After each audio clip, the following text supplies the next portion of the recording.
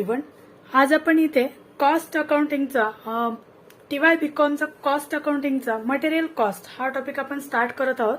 याआधी आपण याच टॉपिकचे वेगळ्या टाईपचे प्रॉब्लेम्स आपण घेतलेले आहेत आणि हे आहेत ते वेगळ्या टाईपचे प्रॉब्लेम्स आहेत. तर ज्या स्टुडंटनी ते आधी प्रॉब्लेम्स बघितले नसतील तर आधी ते रेफर करा आणि त्यानंतर तुम्ही हे बघा, म्हणजे तुमच्या लक्षात येईल. तर फर्स्ट इज बघा, या मेथडमध्ये आपण EOQ मेथड बघणार आहोत. तर EOQ मध्ये आपल्याला दोन मेथडनी प्रॉब्लेम सॉल्व्ह करायचा आहे. फर्स्ट इज फॉर्म्युला मेथड आहे आणि सेकंड इज टॅब्युलेशन मेथड आहे. तर एकच प्रॉब्लेम आपण दोन्ही मेथडनी सॉल्व्ह करणार आहोत, म्हणजे आपला व्हिडिओ जास्त लेंदी होणार नाही. तर फर्स्ट बघा, मी तुम्हाला आधी प्रॉब्लेम रीड करून दाखवते. आता इथे आपल्याला अॅन्युअल रिक्वायरमेंट युनिट्स दिलेले आहेत, म्हणजे आपल्याला एका वर्षासाठी किती युनिट्सची रिक्वायरमेंट आहे ते दिलेले आहे 6400. ऑर्डरिंग कॉस्ट दिली आहे पर ऑर्डरची 100 रुपीज. कॅरिंग कॉस्ट पर युनिटची दिलेली आहे 8 रुपीज. पर युनिट प्राइस दिलेली आहे ₹80. आणि दी firm can procure inventories in various lots such as, म्हणजे फर्म ही वेगवेगळ्या लॉट्समध्ये गुड्स परचेस करते आणि ते लॉट्सची साईज आपल्याला दिलेली आहे. फर्स्ट 6400, 3200, 1600, 800, 400, 200 अँड 100 अशी आपल्याला लॉट साईज इथं दिलेली आहे. तर फर्स्ट इज बघा EOQ. EOQ म्हणजे काय, तर इकॉनॉमिक ऑर्डर क्वांटिटी, म्हणजे कोणत्याही बिझनेससाठी जो आपल्याला रॉ मटेरियल आपण परचेस करतो, तर तो परचेस करताना आपल्याला तो मटेरियल किंवा ते मटेरियल हे इकॉनॉमिकली बेनिफिशियल पडलं पाहिजे, त्या रेटनीच आपण परचेस करणार. आणि तो रेट कोणता हे आपल्याला या प्रॉब्लेममध्ये फाइंड आउट करायचं आहे. तर या प्रॉब्लेम सॉल्व्ह करताना फर्स्ट आपण फॉर्म्युला बेसनी सॉल्व्ह करणार आहोत. तर त्याचा फॉर्म्युला बघा, EOQ is equal square root मध्ये आपण 2 into A into O divide by C असा फॉर्म्युला आहे. तर आता फर्स्ट इज बघा, हे आपण कशासाठी यूज करणार आहोत, तर अॅन्युअल कन्झम्पशन.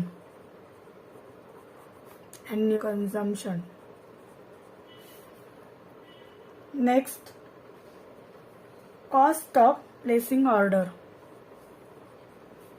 कॉस्ट ऑफ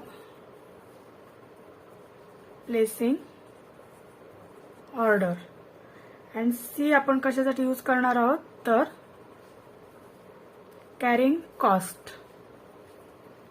म्हणजे या फॉर्म्युलामध्ये जे आपण अल्फाबेट यूज करणार आहोत, तर त्याचं मिनिंग काय आहे, A आपण अॅन्युअल कन्झम्पशनसाठी यूज करणार आहोत, O आपण कॉस्ट ऑफ प्लेसिंग ऑर्डरसाठी आणि C आपण कॅरिंग कॉस्टसाठी यूज करणार आहोत. तर आता या आपल्याला प्रॉब्लेममध्ये सुद्धा अॅन्युअल रिक्वायरमेंट आपल्याला दिलेली आहे. किती दिली आहे, 6400 युनिट्सची. ऑर्डरिंग कॉस्ट दिलेली आहे पर ऑर्डर 100 रुपीज आणि कॅरिंग कॉस्ट दिलेली आपल्याला 8 रुपीज आणि पर युनिटचा रेट प्राइस दिलेली आपल्याला 80 रुपीज. तर फर्स्ट इज बघा, स्क्वेअर रूट मध्ये आपण EOQ is equal 2 into annual consumption किती आहे आपला 6400, म्हणून आपण 6400 घेणार आहोत. त्याला मल्टिप्लाय करणार आहोत आपण ऑर्डरिंग कॉस्टनी आणि डिवाइड करणार आहोत आपण carrying cost, it means 8 rupees. आणि याचं मल्टिप्लिकेशन आणि डिवायडेशन केल्यानंतर आपल्याला मिळणार आहे 400 युनिट्स. हा झाला आपला फॉर्म्युला बेसनी आपला प्रॉब्लेम सॉल्व्ह करून झाला. फॉर्म्युला बेसनी इझी आहेत प्रॉब्लेम, पण टॅब्युलेशन मेथडनी थोडेसे डिफिकल्ट आहेत. जर तुम्ही लक्ष देऊन सॉल्व्ह केलात, बघितलात, तर तेही तुम्हाला इझी वाटतील. त्यामध्ये तसं एवढं डिफिकल्ट असं काही नाहीये, फक्त तुम्हाला ते लक्ष देऊन बघावे लागणार. आता त्यासाठी आपल्याला एक फॉर्म्युला ड्रॉ करून घ्यावा लागणार आहे. मी इथे तो ड्रॉ करून घेतलेला आहे आणि त्याच्यामध्ये आपले फर्स्ट अॅन्युअल कन्झम्पशन असं आहे कॉलम, सेकंड आहे number of order per year, third आहे क्वांटिटी पर ऑर्डर, फोर्थ आहे कॉस्ट पर युनिट, फिफ्थ आहे ॲव्हरेज इन्व्हेंटरी व्हॅल्यू, सिक्स आहे कॅरिंग कॉस्ट, नेक्स्ट आहे कॉस्ट पर ऑर्डर आणि लास्ट इज टोटल कॉस्ट. असे आपल्याला टोटल 8 कॉलम्स ड्रॉ करून घ्यायचे आहेत. आता फर्स्ट कॉलम मध्ये बघा अॅन्युअल कन्झम्पशन. अॅन्युअल कन्झम्पशन आपल्याला किती दिलेलं आहे 6400. म्हणून आपण इथे किती घेणार आहोत 6400 घेणार आहोत. त्यानंतर number of orders per year. आता नंबर ऑफ ऑर्डर्स टोटल आपलं अॅन्युअल कन्झम्पशन 6400 आहे, म्हणजे नंबर ऑफ ऑर्डर्स किती येणार आहे फर्स्ट येणार आहे. आणि त्यानंतर क्वांटिटी पर ऑर्डर. पर ऑर्डरला आपण क्वांटिटी किती घेणार आहोत 6400, कारण ऑलरेडी पूर्ण तेवढं कन्झम्पशनच आपलं 6400चं आहे. त्यानंतर कॉस्ट पर युनिट. आता इथे कॉस्ट पर युनिट आपल्याला दिलेल्या प्रॉब्लेममध्ये ₹80, म्हणून आपण इथे 80 रुपीज असं घेऊयात इथे. आणि मग आता आपल्याला 6400 इंटू 80 केल्यानंतर आपल्याला जी अमाऊंट मिळणार आहे ती म्हणजे 5,12,000. 5,12,000 एवढी आपल्याला अमाऊंट मिळणार आहे. त्यानंतर आपल्याला ॲव्हरेज इन्व्हेंटरी व्हॅल्यू काढायची आहे. ॲव्हरेज इन्व्हेंटरी व्हॅल्यू कशी काढणार आपण 5,12,000 डिवाइड बाय 2 करणार आहोत. आणि ते केल्यानंतर आपल्याला जी अमाऊंट मिळणार आहे ती 2,56,000. नेक्स्ट बघा कॅरिंग कॉस्ट. कॅरिंग कॉस्ट ही 10% घ्यायची आहे 10%. आणि म्हणून आता 2,50,000 सॉरी इथे नाही इथे यायला हवं. आता इथे 2,56,000 ही जी आपली अमाऊंट आली ॲव्हरेज अमाऊंट आलेली आहे तर त्याच्यात 10% घेतल्यानंतर आपली कॅरिंग कॉस्ट येणार आहे ती म्हणजे 25,600. 25,600 येणार आहे. आणि कॉस्ट पर ऑर्डर आपल्याला दिलेले आहे 100 रुपीज इथं, बरोबर ना. कॉस्ट पर ऑर्डर 100 रुपीज दिलेले आहे, म्हणून आपण इथे किती घेणार आहोत 100 घेणार आहोत. Next total cost 600 plus 100 carrying cost plus cost per order असं आपण करणार आहोत. या दोन्हींची बेरीज आपण इथे करणार आहोत आणि ती येणार आहे आपली 25,700 एवढी येणार आहे. आता सेकंड बघा. आता next number of orders per year. आता याच्यामध्ये आपण इथे आपण 2 ऑर्डर देणार आहोत. आता इथे आपल्याला टोटल आपले रिक्वायरमेंटच होते किती 6,400ची, म्हणून आपण ते ऍट अ टाइम एका वेळेला आपण ती ऑर्डर दिलेली आहे. आणि ती एका वेळेला ऑर्डर दिल्यानंतर आपल्याला कॅरिंग कॉस्ट किती येते कॉस्ट पर ऑर्डर किती येते आणि त्याची टोटल कॉस्ट किती पडते ही आपल्याला अमाऊंट्स या मिळाल्या. आता जर आपण हा जो आपला रॉ मटेरियल आहे त्याच्या जर काय आपण 2 ऑर्डर्स केल्या तर आपल्याला कॅरिंग कॉस्ट किती येणार आहे कॉस्ट पर ऑर्डर किती येणार आणि टोटल कॉस्ट किती येणार हे आपल्याला इथे लक्षात येईल. आता बघा सेकंड. आता आपण घेतल्या ऑर्डर 2 घेतलेले आहेत कारण इथे आपल्याला ऑर्डरचे त्यांनी दिलेलं आहे की सेकंड 2 ऑर्डर घेतल्यानंतर 3 ऑर्डर घेतल्यानंतर आणि 4 ऑर्डर मागवल्यानंतर असं किती एक्सपेन्सेस येईल ते आपल्याला इथे फाइंड आउट करायला सांगितलेलं आहे. मग सेकंड मध्ये आपण 3,200 एवढं आपण रॉ मटेरियल मागवणार आहोत आणि त्याचा पुन्हा जर 80 रुपीजने आपण मल्टिप्लाय केलं तर येणार आहे 2,56,000. आणि नेक्स्ट त्याचे ॲव्हरेज काढलं आपण. ॲव्हरेजची अमाऊंट येणार आहे 1,28,000. आणि नेक्स्ट कॅरिंग कॉस्ट जर आपण काढली तर आपल्याला मिळणार आहे ती 12,800. याच्या 10% कॅरिंग कॉस्ट ही ॲव्हरेज कॉस्टच्या 10% आपण घेणार आहोत म्हणून ती येणार आहे 12,800. आणि नेक्स्ट आपल्याला इथे बघा एक ऑर्डर दिली तर आपल्याला 100 रुपीज एवढं जर काय कॉस्ट पडत असेल तर 2 वेळा ऑर्डर दिली तर आपली कॉस्ट पर ऑर्डर किती होणार आहे 200 रुपीज होणार आहे. आणि त्यानंतर आपला 12,800 ही कॅरिंग कॉस्ट प्लस आपली ordering cost per order cost असं आपण प्लस केल्यानंतर आपल्याला जी अमाऊंट मिळणार आहे ती आहे 13,000 एवढी. म्हणजे फर्स्ट आपण एक ऑर्डर जर मागवली तर आपल्याला किती एक्सपेन्सेस येणार आहे किंवा किती कॉस्ट पडणार आहे, आणि जर आपण 2 ऑर्डर्स जर दिल्या रॉ मटेरियलच्या तर आपल्याला किती कॉस्ट पडणार आहे हे आपल्याला इथे मिळालं. आता बघा, थर्ड आपण जर काय 4 ऑर्डर दिल्या, नेक्स्ट आपण 4 ऑर्डर जर दिल्या आणि त्या असणार आहेत 1600 एवढे पर ऑर्डर. प्रत्येक ऑर्डरला 1600 युनिट्स एवढे आपण मागवणार आहोत. तर या वेळेला आपल्याला कॉस्ट पर युनिट किती पडणार आहे, तर 1,28,000 1,28,000 पडणार आहे. त्यानंतर आपली ॲव्हरेज कॉस्ट येणार आहे 64,000 आणि ॲव्हरेज कॉस्टच्या 10% आपली कॅरिंग कॉस्ट आहे म्हणून ती येणार आहे आपल्याला 6,400 एवढी 6,400 एवढी येणार आहे. आणि आता एका ऑर्डरला जर आपल्याला 100 रुपीज एवढी पर ऑर्डर कॉस्ट येते, तर आपण 4 वेळा जर ऑर्डर दिली तर आपल्याला किती एक्सपेन्सेस येणार आहे, कॉस्ट येणार आहे 400 रुपीज. आणि मग कॅरिंग कॉस्टमध्ये आपण कॉस्ट पर ऑर्डर हे जर काय प्लस केलं, दोन्हींची टोटल केली तर आपल्याला किती होणार आहे, तर 6,800. जर आपण 4 ऑर्डर्स दिल्या तर आपल्याला टोटल कॉस्ट येणार आहे 6,800 एवढी. नेक्स्ट बघा, नेक्स्ट आपल्याला 8 ऑर्डर जर दिल्या तर आपल्याला किती येणार आहे ते बघा. तर प्रत्येक ऑर्डरला 800 एवढी क्वांटिटी मागवली तर आपल्याला किती कॉस्ट पडणार आहे ते बघा. आता 800 तर कॉस्ट पर युनिट 80 दिलेली आहे आपल्याला, म्हणून इथे आपल्याला येणार आहे 64,000 आणि 64,000चं ॲव्हरेज येणार आहे आपल्याला 32,000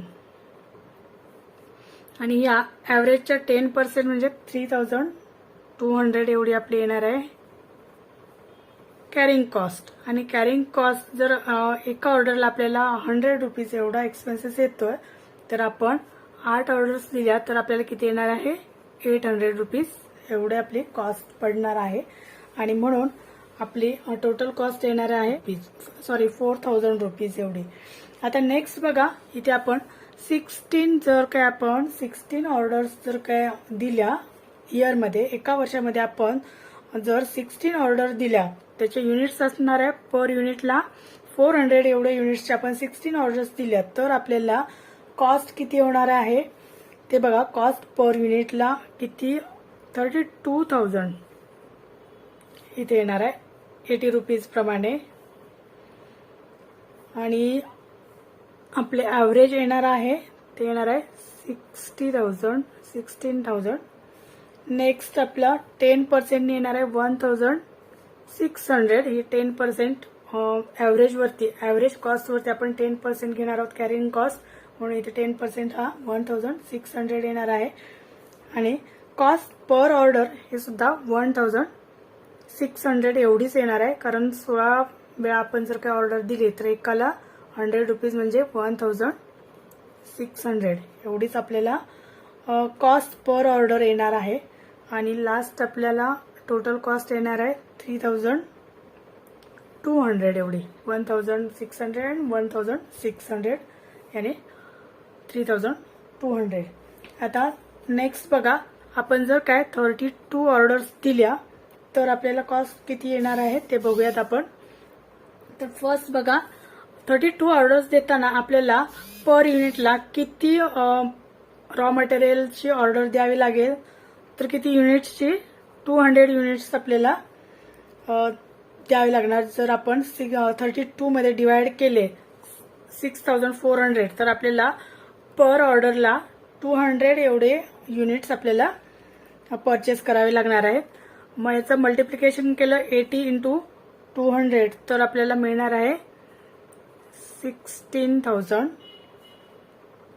कॉस्ट पर युनिटचा आपल्याला रेट मिळणार आहे. आणि जर ॲव्हरेज काढलं आपण याचं तर येणार आहे आपल्याला 8,000 एवढं येणार आहे. आणि ॲव्हरेजच्या 10% आपली कॅरिंग कॉस्ट असणार आहे, म्हणून ती येणार आहे 800 एवढी येणार आहे. आणि कॉस्ट पर ऑर्डर जर 100 रुपीज आहे तर आपण 32 ऑर्डर्स दिल्या तर आपल्याला इथे 3,200 एवढे आपल्याला कॉस्ट पडणार आहे आणि टोटल कॉस्ट पडणार आहे ती 4000 एवढे कॉस्ट आपल्याला पडणार आहे. आता लास्ट बघा, लास्ट आपण 64 टाइम्स जर काही आपण ऑर्डर दिली आणि पर ऑर्डर आपण 100 युनिट्सची ऑर्डर दिली तर आपल्याला किती कॉस्ट पडणार आहे ते बघा. तर 100 × 80 केलं तर आपल्याला 8000 येणार. इथे ॲव्हरेज व्हॅल्यू येणार आहे त्याची 4000 आणि याच्या 10% केल्यानंतर आपल्याला 400 एवढे मिळणार आहेत. आणि 400 तर आता एका ऑर्डरसाठी आपल्याला 100 रुपीज पर ऑर्डर कॉस्ट येते.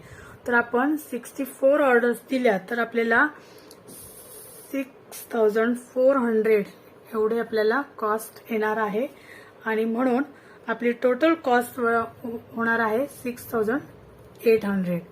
म्हणजे आता तुम्ही बघा, जर आपण ॲट अ टाइम म्हणजे एक ऑर्डर दिली इयरमध्ये आणि जर आपण रॉ मटेरियल परचेस केलं तर आपल्याला कॉस्ट पर ऑर्डर किती येतो, 100 रुपीज येतो. कॅरिंग कॉस्ट किती येते, 25,600 एवढी येते आणि टोटल कॉस्ट येते 25,700 एवढी येते.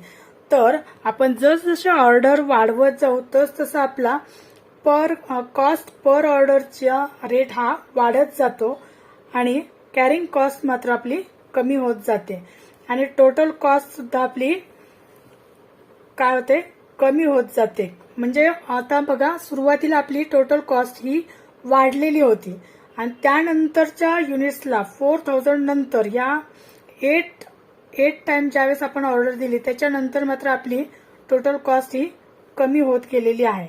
म्हणजेच आपल्याला आता इकॉनॉमिकली बेनिफिशियल पडणारी ऑर्डर यामधली कोणती, तर ज्या ऑर्डरला आपल्याला एक्सपेन्सेस कमी येईल ती ऑर्डर ही आपल्याला EOQने किंवा त्या मेथडने आपण तेवढे युनिट्स आपण मागवले तर आपल्याला फायदेशीर ठरते. ही जे 400 युनिट्सची जी काही ऑर्डर आहे तर या 400 युनिट्सच्या ऑर्डरला आपल्याला इथे जी कॅरिंग कॉस्ट आहे ती 1600 येणार आहे. कॉस्ट पर ऑर्डर सुद्धा 1600 येणार आहे आणि इथला जो आपली टोटल कॉस्ट आहे ती सुद्धा इतर ऑर्डर्सच्या पेक्षा ही म्हणजे कमी येते. टोटल कॉस्ट सुद्धा आपल्याला इथे कमी येते. म्हणून आपण जर 400 युनिट्सची ऑर्डर दिली पर ऑर्डर तर आपल्याला तो इकॉनॉमिक ऑर्डर क्वांटिटी ही आपली किती असणार आहे या प्रॉब्लेममध्ये, तर 400. म्हणून EOQ इज इक्वल 400.